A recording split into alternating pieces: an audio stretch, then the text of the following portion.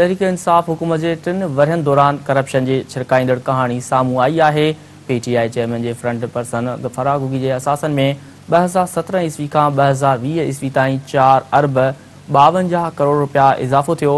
फराग गोगी 2020 ईस्वी में 95 करोड़ रुपयन जा असासा तस्लीम कया, पर संदस लिकायल मिल्कियती असासा 3 अरब 82 करोड़ रुपया आहिनि।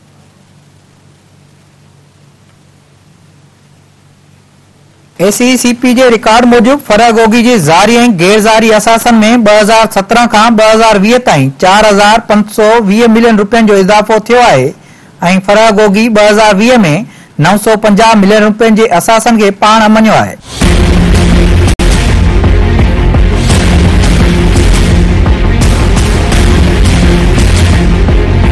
फराग गोगी जा ज़ार नकियल असासा 3825 मिलियन रुपया आहिनि। रिकॉर्ड मूजिब फराग गोगी जी रुगो 3 सालन में ज़ारी असासन में 420 सैकड़ो ऐं ज़ार नकियल असासन में 15300 सैकड़ो इजाफो थियो आहे।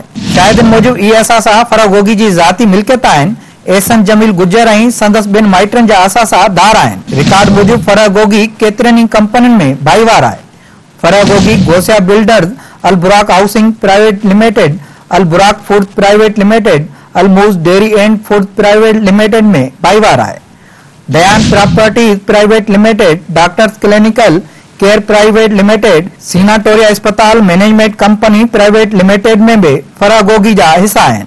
3 दिसंबर 2019 ते प्रॉपर्टी टाइकोन का आउट ऑफ कोर्ट मुआहदे तहत बरतानिया में 190 मिलियन पाउंड पीटीआई हुकूमत के मिलिया। दस्तावेजन मूजिब फराग गोगी 19 जुलाई 2021 ते प्रॉपर्टी टाइकोन का 240 केनाल जमीन पांजे नाले कराई। यह कीमती जमीन फराग गोगी के रिश्वत तौर मुंतकिल कई वई। दस्तावेजन मूजिब फराग गोगी रिश्वत एवज पीटीआई हुकूमत 460 अरब रुपयन के हरजाणी वाले केस जी पैरवी का पासो कयो। हुन 3 दिसंबर 2019 ते प्रॉपर्टी टाइकोन से आउट ऑफ कोर्ट मुआहदो कयो। बरतानिया के एनसीए में 190 मिलियन पाउंड पीटीआई हुकूमत के मिलिया ऐं फराग गोगी बे 2018 में एलानियल टैक्स एमनेस्टी स्कीम जो भरपूर फायदो वरतो। दस्तावेजन मूजिब ट्रांसफर पोस्टिंग ऐं पंहिंजी कंपनियुनि लाइ सरकारी ठीकनि जी मद में रिश्वत तौर वरतल रक़म रेगुलराइज कराई वई।